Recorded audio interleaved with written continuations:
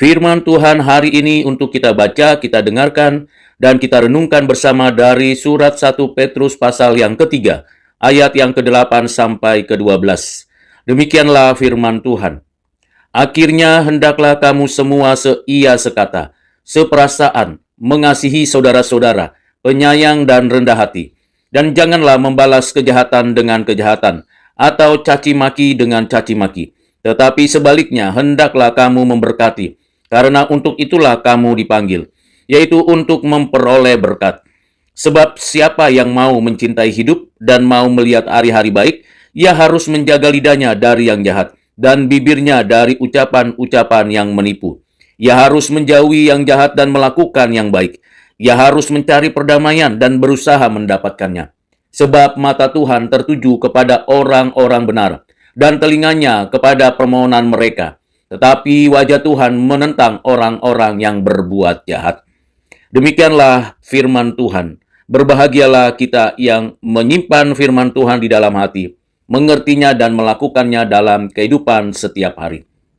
Saudara yang kekasih di dalam Kristus, perikop dari surat 1 Petrus pasal 3 ayat 8 sampai 12 ini berfungsi sebagai ringkasan etika komunal orang Kristen yang mengikat seluruh jemaat Kristen. Setelah membahas relasi-relasi spesifik, Rasul Petrus kini mengarahkan perhatian pada sikap hidup bersama dalam tubuh Kristus. Disinilah kita belajar tentang kesalehan pribadi, hanya otentik jika terwujud dalam kehidupan komunitas. Saudara kekasih di dalam Kristus, ajakan untuk hidup sehati sepikir menekankan kesatuan batin yang melampaui keseragaman pendapat. Kesatuan ini berakar pada Injil, bukan pada kesamaan latar belakang sosial. Gereja, yaitu kita orang-orang Kristen, adalah kesatuan organik yang dibentuk oleh Roh Kudus, bukan asosiasi sukarela semata. Disinilah Rasul Petrus kemudian menyebutkan empati dan kasih persaudaraan sebagai tanda kehidupan orang Kristen. Istilah mengasihi sebagai saudara menunjukkan relasi perjanjian yang melampaui ikatan darah. Kasih persaudaraan adalah ujian keaslian iman. Saudara kekasih di dalam Kristus, sikap penyayang dan rendah hati menegaskan disposisi batin yang mencerminkan karakter Kristus. Kerendahan hati bukan kelemahan, melainkan kebajikan yang memampukan orang percaya hidup berdamai. Kesombongan adalah sumber utama perpecahan gereja. Karena itu, Rasul Petrus menyatakan secara eksplisit dan menolak logika balas dendam. Janganlah membalas kejahatan dengan kejahatan. Prinsip etika ini berakar pada ajaran Yesus Kristus dan menegaskan kontras radikalnya dengan dunia ini. Etika di dalam perjanjian baru bersifat eskatologis yang mencerminkan kehidupan kerajaan Allah yang akan datang. Sebaliknya, orang-orang Kristen dipanggil untuk memberkati mereka yang berbuat jahat. Panggilan ini bukan tuntutan moral yang mustahil, melainkan konsekuensi dari panggilan keselamatan.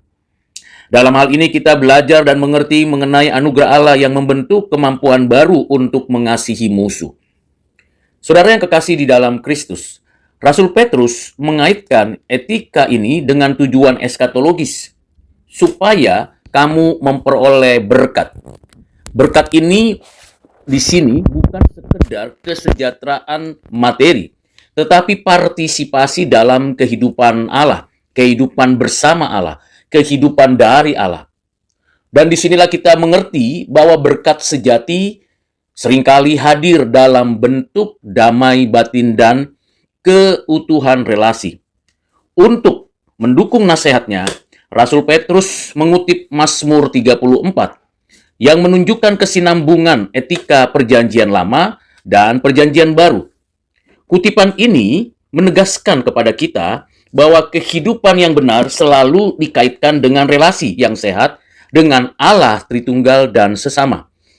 Kita belajar dari Alkitab yang menyatakan bahwa menafsirkan itu penting untuk mengerti keseluruhan, bukan terpisah-pisah.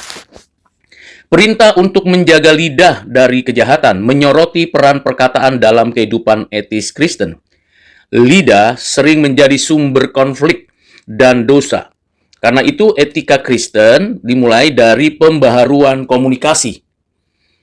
Menjauhkan diri dari kejahatan dan melakukan yang baik menunjukkan dimensi aktif dari kekudusan. Dan kekudusan bukan hanya menghindari dosa, tetapi juga melakukan hal-hal yang benar, yang sesuai dengan kehendak Allah. Karena itu, saudara, menjauhkan diri dari kejahatan dan melakukan yang baik menunjukkan dimensi aktif dari kekudusan. Tetapi kita melakukan dan mengejar kebaikan sebagai bagian daripada etika Kristen yang bersifat positif dan kreatif. Panggilan untuk mencari dan mengejar damai sejahtera menegaskan karakter proaktif iman Kristen. Damai sejahtera bukan kondisi pasif, tetapi hasil usaha yang gigih. Damai sejahtera seringkali harus diperjuangkan, bukan ditunggu. Dasar dari semua nasihat ini adalah karakter Allah sendiri. Mata Tuhan tertuju kepada orang-orang benar. Untuk menegaskan kepada kita relasi perjanjian yang intim.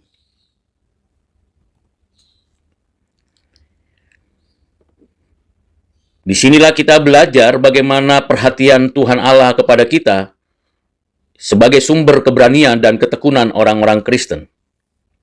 Saudara yang kekasih di dalam Kristus, sebaliknya, wajah Tuhan berbalik terhadap orang-orang yang berbuat jahat. Ini menegaskan realitas penghakiman ilahi, bahwa kasih dan keadilan tidak dapat dipisahkan. Dengan mengutip Mazmur, Rasul Petrus menunjukkan bahwa penderitaan dan ketidakadilan tidak meniadakan kehadiran Allah. Allah tetap memperhatikan umatnya, dan iman Kristen hidup di dalam janji-janji Allah. Dari janjinya, bukan dari keadaan sekeliling hidup manusia. Perikop ini juga membentuk spiritualitas komunitas yang berakar pada kasih, kerendahan hati, dan pengharapan.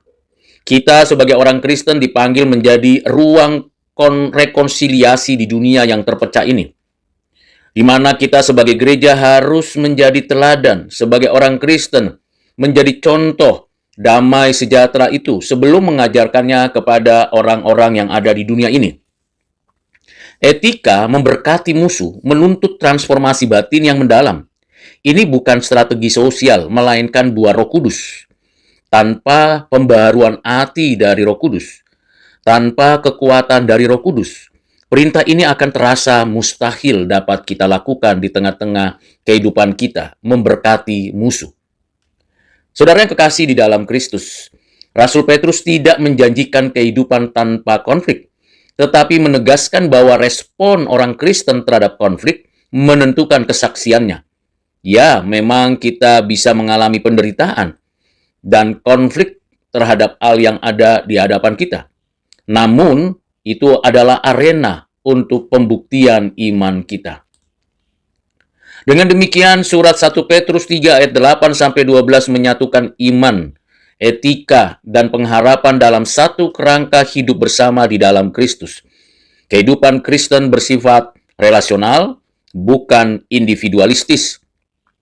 Teks ini juga menantang orang Kristen untuk hidup sebagai komunitas alternatif yang mempraktekkan nilai-nilai kerajaan Allah di tengah dunia yang semakin suram dan keras ini. Setelah kita membaca, merenungkan, dan saya menjelaskan secara singkat pengajaran dari surat 1 Petrus pasal 3 ayat 8-12 ini, saya menawarkan implementasinya dalam kehidupan kita. Implementasi yang pertama dalam konteks di negeri kita yang majemuk dan sering diwarnai polarisasi sosial dan religiusitas. Panggilan kita untuk hidup sehati sepikir dan mengejar damai sejahtera sangat relevan. Orang Kristen dipanggil menjadi ruang dialog, empati, dan rekonsiliasi, bukan arena konflik atau eksklusivisme. Kita dipanggil untuk menghadirkan damai dimanapun kita berada, dan kita bukan berpisah dari keadaan yang ada. Implementasi yang kedua, Etika tidak membalas kejahatan dengan kejahatan menantang orang Kristen untuk merespon ujaran kebencian, diskriminasi, dan ketidakadilan dengan cara-cara yang mencerminkan kasih Kristus.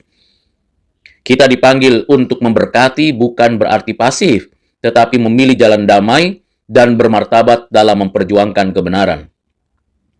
Implementasi yang ketiga yang terakhir.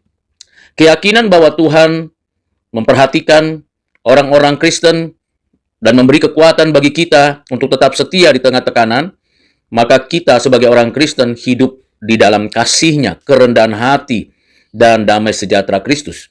Kita sebagai orang Kristen dapat menjadi saksi Injil Kristus yang kredibel dan relevan bagi negeri ini. Kiranya dengan pembelajaran kita hari ini dari surat 1 Petrus pasal 3 ayat yang ke-8 sampai 12 menolong kita untuk menerapkan kasih Kristus dalam keseharian kita. Tuhan Yesus memberkati kita sekalian dimanapun kita berada. Amin.